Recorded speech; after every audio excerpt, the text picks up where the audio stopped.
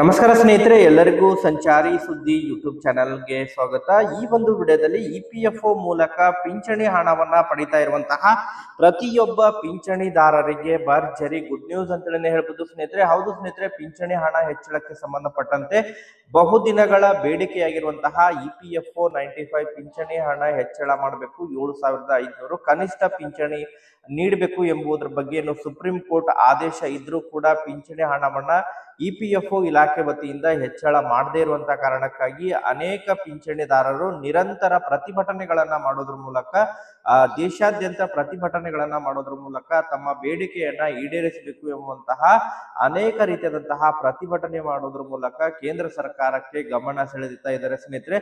So ಆ ಒಂದು ನಿಟ್ಟಿನಲ್ಲಿ ಕೇಂದ್ರ ಸರ್ಕಾರದ ವತಿಯಿಂದ ಇಪಿಎಫ್ಒ ಪಿಂಚಣಿದಾರರಿಗೆ ಮಹತ್ವದ ಮಾಹಿತಿ ಒಂದು ಲಭ್ಯವಾಗಿದ್ದು, ಪಿಂಚಣಿ ಹಣ ಹೆಚ್ಚಳಕ್ಕೆ ಸಂಬಂಧಪಟ್ಟಂತಹ ಮಹತ್ವದ ನಿರ್ಧಾರ ಕೇಂದ್ರ ಸರ್ಕಾರ ತೆಗೆದುಕೊಳ್ಳಲಿದೆ. ಸೊ ಹಾಗಾದರೆ ಪಿಂಚಣಿ ಹಣ ಎಷ್ಟು ಹೆಚ್ಚಾಗಲಿದೆ, ಯಾವಾಗಿನಿಂದ ಜಾರಿಯಾಗಲಿದೆ, ಅದಕ್ಕೆ ಸಂಬಂಧಪಟ್ಟಂತಹ ಕಂಪ್ಲೀಟ್ ಆದಂತಹ ರಿಪೋರ್ಟ್ ಇದ್ದು ಅದ್ರ ಬಗ್ಗೆ ತಮಗೆ ಇನ್ಫಾರ್ಮೇಶನ್ ಅನ್ನ ಈ ಒಂದು ವಿಡಿಯೋದ ಮೂಲಕ ಮಾಹಿತಿಯನ್ನ ತಿಳಿಸ್ತಾ ಹೋಗ್ತೀನಿ. ವಿಡಿಯೋ ಕೂಡ ತಮಗೆ ಸಹಾಯ ಆಗಲಿದೆ. ಆ ಒಂದು ಕಾರಣಕ್ಕಾಗಿ ಪ್ರತಿಯೊಬ್ಬರು ಕೂಡ ತಾವು ಚಾನೆಲ್ ಅನ್ನ ಸಬ್ಸ್ಕ್ರೈಬ್ ಮಾಡ್ಕೊಂಡೆ ವಿಡಿಯೋನ ವೀಕ್ಷಣೆ ಮಾಡಿ. ಹಾಗಾದ್ರೆ ಬನ್ನಿ ಸ್ನೇಹಿತರೆ, ತಡ ಮಾಡದೆ ಈ ಒಂದು ವಿಡಿಯೋನ ಪ್ರಾರಂಭಿಸೋಣ.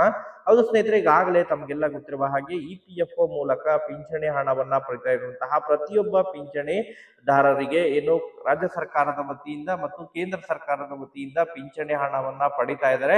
ಈಗಾಗಲೇ ಕೇಂದ್ರ ಸರ್ಕಾರದ ನೇತೃತ್ವದಲ್ಲಿ ಕಾರ್ಯನಿರ್ವಹಿಸ್ತಾ ಇರುವಂತಹ ಎಂಪ್ಲಾಯ್ಮೆಂಟ್ ಪ್ರಾವಿಡೆಂಟ್ ಫಂಡ್ ಆರ್ಗನೈಸೇಷನ್ ಮೂಲಕ ಪಿಂಚಣಿ ಹಣವನ್ನ ಕನಿಷ್ಠ ಪಿಂಚಣಿ ಹಣವನ್ನ ಏನು ಸುಮಾರು 2,000 ಹಿಡ್ಕೊಂಡು 3,000ವರೆಗೆ ಪಡಿತಾ ಇದ್ದಾರೆ.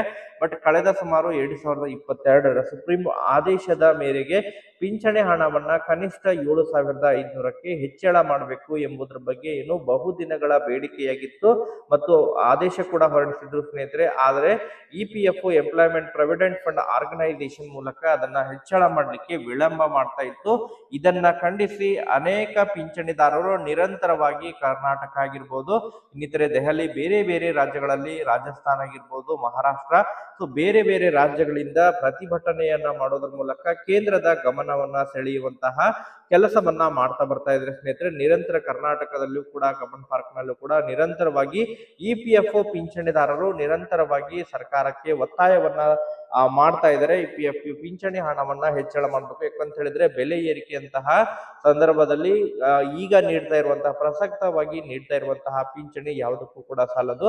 ಆ ಒಂದು ಕಾರಣಕ್ಕಾಗಿ ಆರ್ಥಿಕ ಭದ್ರತೆಯನ್ನ ನೀಡುವಂತಹ ಉದ್ದೇಶದಿಂದ ಪಿಂಚಣಿ ಹಣವನ್ನ ಹೆಚ್ಚಳ ಮಾಡಬೇಕು ಮತ್ತು ನಮ್ಮ ಪಿಂಚಣಿ ಹಣ ಹೆಚ್ಚಳ ನಮ್ಮ ಹಕ್ಕು ಎನ್ನುವಂತಹ ನಿಟ್ಟಿನಲ್ಲಿ ನಿರಂತರವಾಗಿ ಪ್ರತಿಭಟನೆಗಳನ್ನ ಮಾಡ್ತಾ ಇದ್ದಾರೆ ಸ್ನೇಹಿತರೆ. ಅದಕ್ಕೆ ಸಂಬಂಧಪಟ್ಟಂತೆ ಕಳೆದ ಹಣಕಾಸಿನಲ್ಲೂ ಕಳೆದ ಬಜೆಟ್ ನಲ್ಲೂ ಕೂಡ ಬಹಳಷ್ಟು ನಿರೀಕ್ಷೆಯನ್ನ ಕೂಡ ಇಟ್ಕೊಂಡಿದ್ರು. ಬಟ್ ಯಾವುದೇ ರೀತಿಯಾದಂತಹ ಅದರ ಬಗ್ಗೆ ವಿಶ್ಲೇಷಣೆಗಳು ಕೂಡ ಬಂದಿಲ್ಲ. ಅದಕ್ಕೆ ಸಂಬಂಧಪಟ್ಟಂತೆ ಯಾವುದೇ ರೀತಿಯಾದಂತಹ ಘೋಷಣೆಗಳು ಕೂಡ ಆಗದೆ ಇರುವಂತಹದ್ದು ಬಹಳ ನಿರಾಸೆ ಕೂಡ ಆಗಿತ್ತು ಸ್ನೇಹಿತರೆ. ಬಟ್ ಈಗಾಗಲೇ ಅದಕ್ಕೆ ಸಂಬಂಧಪಟ್ಟಂತೆ ಪಿಂಚಣಿ ಹಣ ಹೆಚ್ಚಳಕ್ಕೆ ಸಂಬಂಧಪಟ್ಟಂತೆ ಕೇಂದ್ರ ಸರ್ಕಾರ ಮಹತ್ವದ ಹೆಜ್ಜೆ ತೆಗೆದುಕೊಳ್ಳಲಿದೆ ಎಂಬುದರ ಬಗ್ಗೆ ಈಗ ಮೂಲಗಳಿಂದ ಮಾಹಿತಿಗಳು ಲಭ್ಯವಾಗ್ತಾ ಇದ್ದಾವೆ ಸ್ನೇಹಿತರೆ. ಹೌದು ಸ್ನೇಹಿತರೆ, ಮುಂಬರುವಂತಹ ಚುನಾವಣೆಗಳಲ್ಲಿ ಭಾರಿ ಪ್ರಮಾಣದಲ್ಲಿ ಇದರ ಒಂದು ಇಪಿಎಫ್ಒ ಮೂಲಕ ಪಿಂಚಣಿ ಹಣವನ್ನ ಏನು ಹೆಚ್ಚಳ ಮಾಡದೇ ಇದ್ರೆ ಇದು ಭಾರಿ ಪ್ರಮಾಣದಲ್ಲಿ ಕೇಂದ್ರ ಸರ್ಕಾರಕ್ಕೆ ಸಮಸ್ಯೆ ಆಗಲಿದೆ. ಆ ಒಂದು ನಿಟ್ಟಿನಲ್ಲಿ ಕೇಂದ್ರ ಸರ್ಕಾರ ಮಹತ್ವದ ನಿರ್ಧಾರವನ್ನ ತೆಗೆದುಕೊಳ್ಳುವಂತಹ